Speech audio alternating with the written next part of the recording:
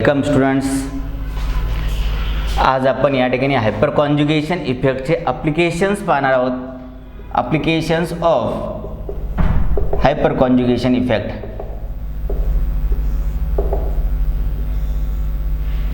Last लेक्चरमध्ये आपण पाहिलं जेवढे हायपर कॉन्जुगेशन स्ट्रक्चर, जेवढे अल्फा हायड्रोजन्स जास्त असतील तेवढे हायपर कॉन्जुगेशन स्ट्रक्चर्स हे जास्त येणार आहेत. ओके, तर फर्स्ट आपण पाहू स्टॅबिलिटी ऑफ कार्बोकॅटायन और carbonium ion. Stability of carbocation which is also known as a carbonium ion.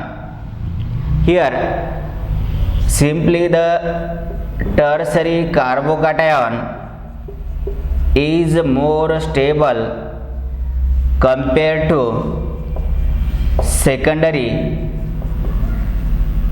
carbocation and which is more stable as compared to primary carbocation.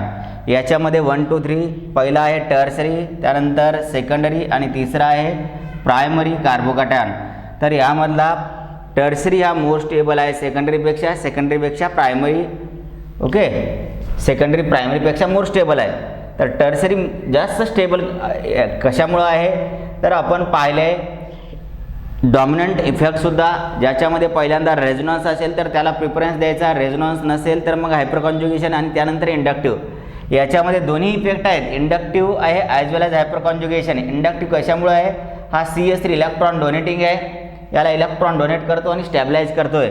पण दुसरा या ठिकाणी हायपर कॉन्जुगेशन आहे का नाही हे ओळखायचा. sp2 कार्बन आहे, तिन्ही केसमध्ये sp2 कार्बन, कार्बोकॅटायन म्हणजेच sp2 कार्बन आणि हा sp2 आहे आणि हे काय आहेत alpha CH bonds. Okay, alpha कार्बन्सवर CH आहेत. तर किती आहे total 9 alpha hydrogens. Okay, here 6 alpha hydrogens and here 3 alpha hydrogens. एक लक्षात ठेवा, जेवढे अल्फा हायड्रोजन्स जास्त असतील तेवढे स्ट्रक्चर्स असतील, हायपर कॉन्जुगेटिव्ह स्ट्रक्चर्स जास्त असतील आणि जेवढे हायपर कॉन्जुगेटिव्ह स्ट्रक्चर्स जास्त असतील तेवढा तो कंपाऊंड मोर स्टेबल असेल. त्यावरून एक फॉर्म्युला मी या ठिकाणी लिहितो पहा. एक statement, number of alpha hydrogen atoms is directly proportional to number of hyperconjugative structures. Number of hyperconjugative structures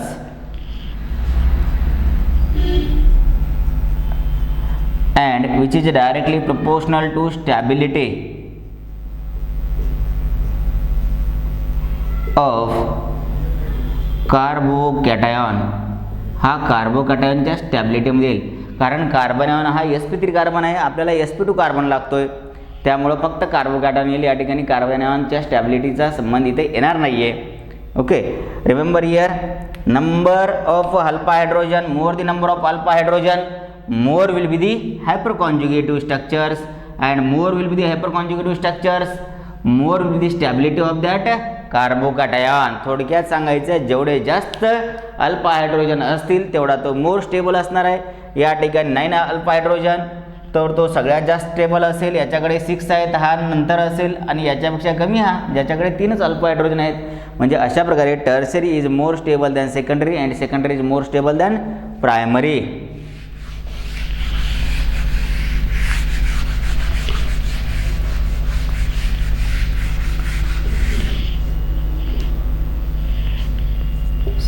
CH3, CH2, CH2 plus, okay, and then CH3, CH, CH3 plus.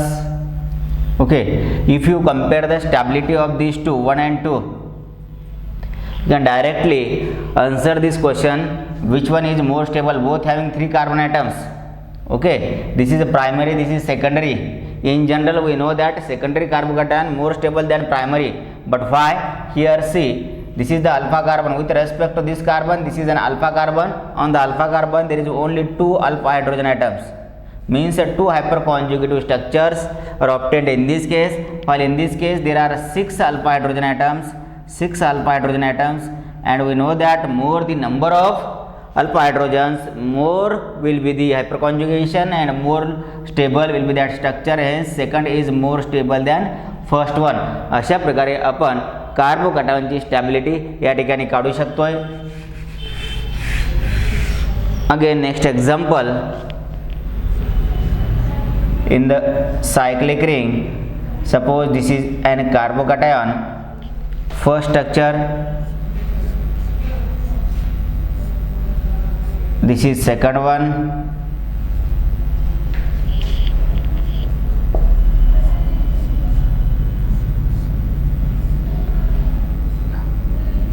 and this is the third. आता याच्या आपण पहिल्यांदा hyper conjugation possible आहे का नाही हे check करू आणि त्यानंतर त्याचा आन्सर. हा sp2 कार्बन आहे, प्रत्येकामध्ये sp2 कार्बन आहे, कार्बोकॅटायन आहे म्हणजे sp2 कार्बन आहे. त्याच्या बाजूच्या कार्बनला अल्फा, हा अल्फा कार्बन, हा अल्फा कार्बन, इथं हा अल्फा आहे, हा अल्फा आहे, हा अल्फा आहे, तिन्ही त्या साईडचे काय असणार आहेत alpha carbon. Here this is alpha and this is alpha.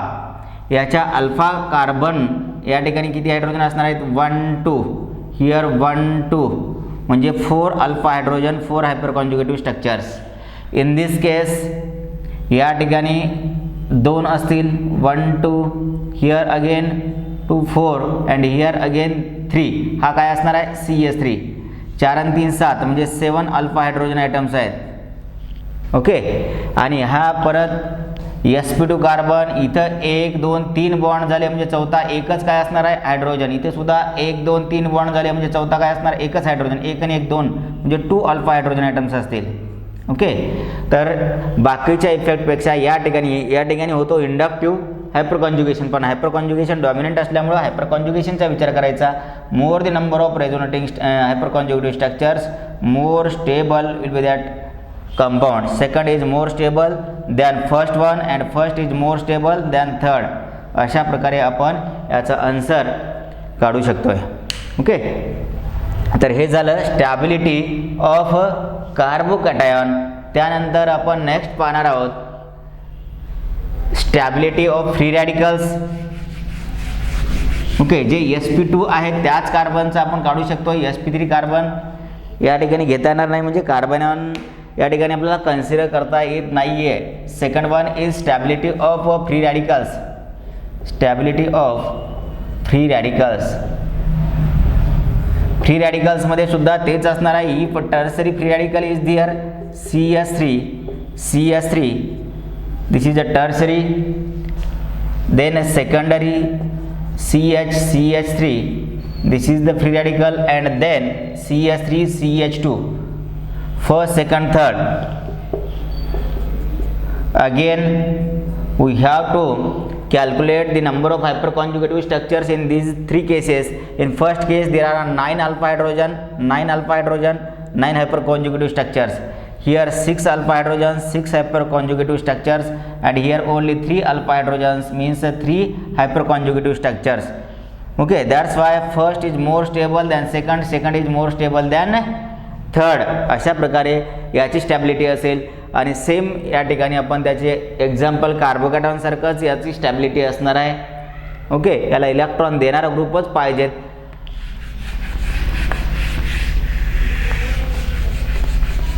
Free रॅडिकलचे example,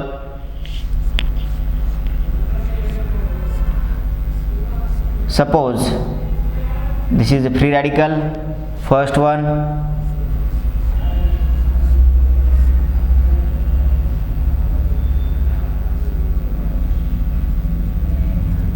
this is a free radical, second, and this is the third one. आता याच्यामध्ये आपल्याला स्टॅबिलिटी काढायची आहे. sp2 कार्बन, हा sp2 कार्बन आहे. फ्री रॅडिकल म्हणजे हा कार्बन sp2 आहे. अल्फा अल्फा अल्फावर 1 2 3 राहिला, एकच चौथा हायड्रोजन, आणि या ठिकाणी किती आहेत CH3 म्हणजे 3 हायड्रोजन. ओके, अल्फा कार्बनला 3 आणि 1 4, 4 अल्फा हायड्रोजन आयटम्स आहेत.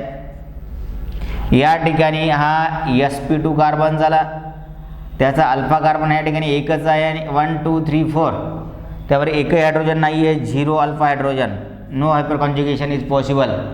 या ठिकाणी no hyperconjugation possible here, no hyperconjugation, and here this is the sp2 carbon alpha alpha, या ठिकाणी हायड्रोजन किती असू शकतात, maximum 2 and here 2, total 4. It means number of hyperconjugative structure is 4 alpha hydrogens. दोन्हीमध्ये आता 4 आहेत, सेमच आन्सर या ठिकाणी येत आहे. सेम जर असेल आणखीन त्यामध्ये दुसरी केस पाहायचं, बोथ आर सेकंडरी. ओके, किती इंटरेस्टिंग आहे पहा, both are secondary. Now but here electron donating here this is the methyl. Okay, and here याला इलेक्ट्रॉन देणारे हिअर सायक्लोहेक्झेन रिंग आहे, आणि या ठिकाणी दोन्ही साईडनंच इलेक्ट्रॉन देणारे आहेत. या ठिकाणी एक cyclohexane ring, more number of carbon atoms donated here and here the methyl. That's why first is more stable then the third and then the lastly the second. अशा प्रकारे आपण त्या ठिकाणी त्याची स्टॅबिलिटी काढू शकतो. Next one, third application, stability of alkene. Stability of double bond, that is alkene. अल्किनमध्ये more substituted double bond is more stable असं म्हणतो. More substituted double bond is more stable असं आपण होफमन शार्झॅप रूलमध्ये more substituted double bond is more stable, आणि असा product एलिमिनेशनमध्ये करतोय आपण ज्यावेळेस डिहायड्रोहॅलोजिनेशन टाईप ऑफ रिॲक्शन करतोय. त्यावेळेस 2 चॉईस असतात. लेस सबस्टेट अल्केन तयार होण्यासाठी एक पॉसिबिलिटी असते, आणि मोर सबस्टेट. तर मेजर प्रोडक्ट त्या ठिकाणी मोर सबस्टेट अल्केन असतो, तर त्याचं स्टॅबिलिटी एक्सप्लेन या ठिकाणी आपण करू शकतोय. फॉर एक्झाम्पल या ठिकाणी रिॲक्शनसुद्धा सांगतो पा, CH3 CH2 CH Cl CH3 असं असेल, आणि अल्कोहोलिक KOH रिॲक्शन याची आहे अल्कोहोलिक KOH मध्ये. हॅलो अल्केन्समध्ये ही रिॲक्शन असेल, तर आता याला हायड्रोहॅलोजिनेशन होण्यासाठी इथला हायड्रोजन घेऊ शकतो किंवा इथला हायड्रोजन आणि क्लोरीन घेतला तर या ठिकाणी डबल बॉन्ड येईल जो की लेस सबस्टिट्यूट असेल, आणि या ठिकाणचा जर हायड्रोजन घेतला तर HCl बाहेर पडला तर मोर सबस्टिट्यूटेड डबल बॉन्ड तयार होतो. म्हणजे प्रोडक्ट 2 तयार होतात, 1 butene and 2 butene, CH3CH double bond CH3. This is but two ENE plus CH3 CH2 CH double bond CH2 but 1 ENE. हा ब्यूट 1 ENE हा लेस स्टेबल आहे, मायनर प्रोडक्ट आहे, minor, and this is the major product. हा काय आहे, major product. हा major आहे, तर हा मेजर असण्यासाठी त्याची स्टॅबिलिटी डिपेंड आहे, स्टॅबिलिटीवर डिपेंड आहे. It is more stable. त्याची स्टॅबिलिटी हे कोण सांगतं या ठिकाणी, हायपर कॉन्जुगेशन स्ट्रक्चर्स, ते आपण या ठिकाणी पाहू. Okay, here suppose carbon carbon double bond CH3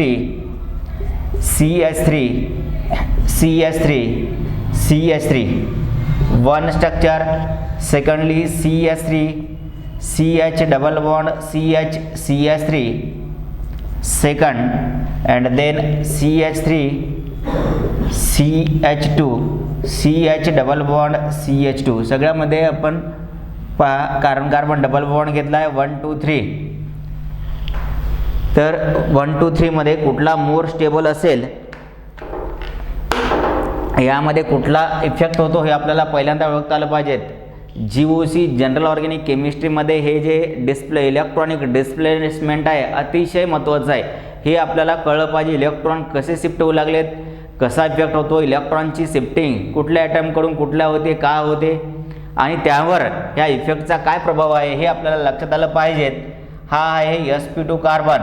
okay, sp2 हा अल्फा CH, हे आहे सगळे alpha CH 1 2 3 4 4 त्रिकम 12 12 alpha hydrogen items आहेत. पहा 3 3 6 3 9 3 12 अल्फा हायड्रोजन आयटम्स आहेत.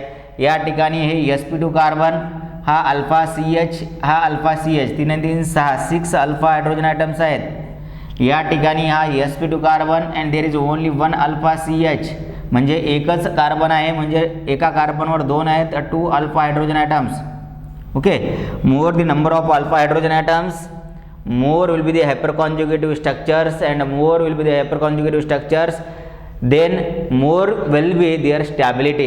Hence this is more stable than this one and this is more stable than this one, that is first, second, third अशी याची decreasing ऑर्डरमध्ये stability येते आणि त्यामुळंच मोर substrate alkene हा मेजर असतो.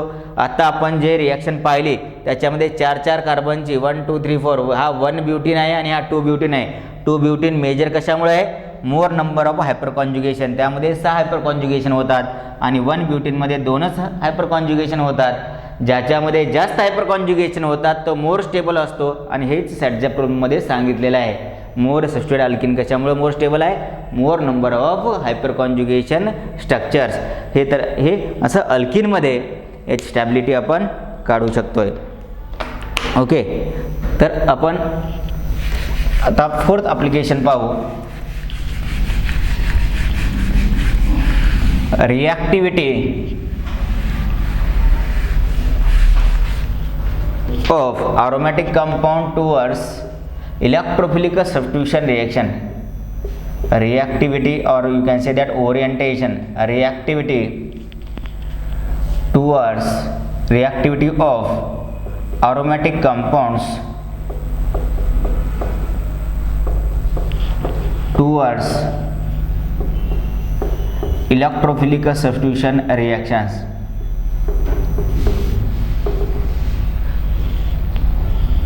तर याच्यामध्ये काय होतं पहा. सपोज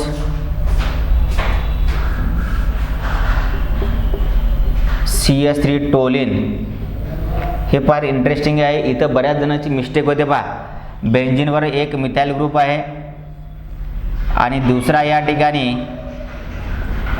जर आयसोप्रोपाइल घेतला CS3 CH3 आणि थर्ड असेल tertiary butyl on the benzene ring CH3 CH3 CH3. तर या ठिकाणी पहा, हा sp2 कार्बन आहे का? 1 2 3. यामध्ये पहिल्यांदा आपल्याला sp2 कार्बन ओळखता आलं पाहिजेत. त्यानंतर sp2 कार्बन ओळखण्यासाठी काही वेगळं काही अवघड काही आहे का याच्यामध्ये? सिंपल, एक तर कार्बन कार्बन डबल बॉन्ड असावा किंवा फ्री रॅडिकल असावा किंवा कार्बोकॅटायन असावा. ओके, तर हा नाही आहे किंवा हा पार्ट, हे सगळे sp3 आहेत. हे सगळे वरचे sp3, हे sp3 आणि बाकी इथं फक्त डबल बॉन्ड म्हणजे हे sp2 कार्बन. हे सगळेच बेंझिनचे काय sp2 कार्बन आहेत, सगळेच sp2 आहेत. हा sp2 आणि हा sp2. त्याच्यानंतर sp2 कार्बनच्या नंतरचा कार्बन म्हणजे अल्फा कार्बन, तो चेक करायचा. अल्फा कार्बन हा इथं अल्फा आहे आणि हा इथं अल्फा आहे. तर अल्फावर किती हायड्रोजन आहेत? Number of alpha hydrogen, that is the 3 alpha hydrogen atoms. 3 alpha hydrogens. Here 1 alpha hydrogen atom and here 0 alpha hydrogen, that is no alpha hydrogen म्हणू शकता. नो अल्फा हायड्रोजन, एकही त्या ठिकाणी अल्फा हायड्रोजन नाही आहे. मग रिंगला जास्तीत जास्त इलेक्ट्रॉन, जर इंडक्टिव्ह इफेक्टचा विचार केला तर हा जास्तीत जास्त कार्बन असल्यामुळे जास्त इलेक्ट्रॉन देतात आणि त्या ठिकाणी इलेक्ट्रॉन डेन्सिटी वाढते असं आपल्याला वाटू शकतं. त्यानंतर हा असेल आणि त्यानंतर हा इलेक्ट्रॉन देणारा असेल. जनरली आपण जर पाहिलं तर याचा ऑर्डर चुकीचा लिहितोय, थर्ड सेकंड फर्स्ट असा लिहितोय. कारण फक्त आपण जर इंडक्टिव्ह इफेक्टचा विचार केला तर त्या ठिकाणी तुम्हाला सांगितलं मल्टिपल इफेक्ट, जे आपले 3 इफेक्ट आहेत त्यामध्ये प्रिफरन्स कुणाचा आहे? रेझोनन्स, त्यानंतर हायपर कॉन्जुगेशन आणि त्यानंतर इंडक्टिव्ह. तर इंडक्टिव्हपेक्षा हायपर कॉन्जुगेशनचा या ठिकाणी विचार करा. तर यामध्ये मोर the number of hyper conjugation structures, more will be stability. Here more will be the electron density. हा काय करेल? इलेक्ट्रॉन डेन्सिटी जास्तीत जास्त या रिंगला देईल. कसा देतो पहा, एक थोडक्यात एक स्ट्रक्चर तुम्हाला काढून दाखवतोय. CH3, here this is carbon carbon double bonds CH3. Now what happens? These CH electrons are shifted here. हे CH इलेक्ट्रॉन या इथं शिफ्ट होतात. हा काय आहे? sp3 कार्बन आणि हा sp2 कार्बन. sp2 कार्बनकडे इलेक्ट्रॉन जातात आणि त्यानंतर पाय बॉन्ड इलेक्ट्रॉन हे त्याच्या नेबरिंग कार्बनवर जातील. The resonating structure is or that hyperconjugative structure is shown like this. these two double bonds as it is. This is a C, H. Now there is no bond between this carbon and hydrogen shown by positive charge, but this double bond is shifted here on the neighboring carbon, that is known as earth position. ह्या negative charge आणि या double बॉन्डमध्ये परत resonance effect होतो आणि या ठिकाणी negative charge येतो. परत हा निगेटिव्ह चार्ज रेझोनन्समध्ये जाऊन आर्थो आणि पॅराला, म्हणजे कुठं निगेटिव्ह चार्ज कुठं येऊ लागला आहे, आर्थो आणि पॅराला. आणि म्हणून इलेक्ट्रोफिलिक सबस्टिट्यूशन रिॲक्शन येणारा इलेक्ट्रोफाइल कुठं अटॅक होऊ शकतो, एक तर पॅराला किंवा आर्थोला अटॅक होऊ शकतो. ओके, मीन्स इट इज अर्थो पॅरा डायरेक्टिंग. हा जो मिथाइल ग्रुप आहे तो आर्थो पॅरा डायरेक्टिंग आहे. मग जास्तीत जास्त इलेक्ट्रॉन कुठं आपल्याला भेटतील, तर मिथाइल ग्रुप हा जास्तीत जास्त इलेक्ट्रॉन देतील हायपर कॉन्जुगेशननं. या ठिकाणी फक्त एकच हायड्रोजन थ्रू इलेक्ट्रॉन येऊ लागला आहे, इथं 3 हायड्रोजन थ्रू इलेक्ट्रॉन येतात आणि या ठिकाणी हायपर कॉन्जुगेशन होतच नाही आहे. त्यामुळं जास्तीत जास्त इलेक्ट्रॉन डेन्सिटी कोण वाढवतो, जास्त इलेक्ट्रॉन डेन्सिटी वाढली की इलेक्ट्रोफाइल इझिली अटॅक होतो आणि इलेक्ट्रोफिलिक सबस्टिट्यूशन रिॲक्शन ही फास्टर होतं. Means the first one is more reactive than second, second is more reactive than third. तर मागच्या एका नीटच्या एक्झाममध्ये हा क्वेश्चन विचारलेला होता, which of the following is more reactive towards the electrophilic substitution reaction, किंवा खालीलपैकी कुठला इलेक्ट्रोफिलिक सबस्टिट्यूशन रिॲक्शन हा फास्ट देतोय, त्याची रिॲक्टिव्हिटी जास्त असणं म्हणजे फास्टर रिॲक्शन देतोय असं विचारलं गेलं तर त्या ठिकाणी आन्सर असेल दिस वन. तर हे आपल्याला करेक्ट माहीत असेल तरच आपण सॉल्व्ह करू शकतो, अन्यथा या ठिकाणी आपण याला टिक करतोय आणि ते चुकीचं होतं, कारण याच्यामध्ये हायपर कॉन्जुगेशन नाही आहे, ओनली इंडक्टिव्ह इफेक्ट आहे. अशा प्रकारे हे हायपर कॉन्जुगेशन इफेक्टचे ॲप्लिकेशन्स आहेत. ओके, हे 4 ॲप्लिकेशन्स आपण या ठिकाणी पाहिलेले आहेत.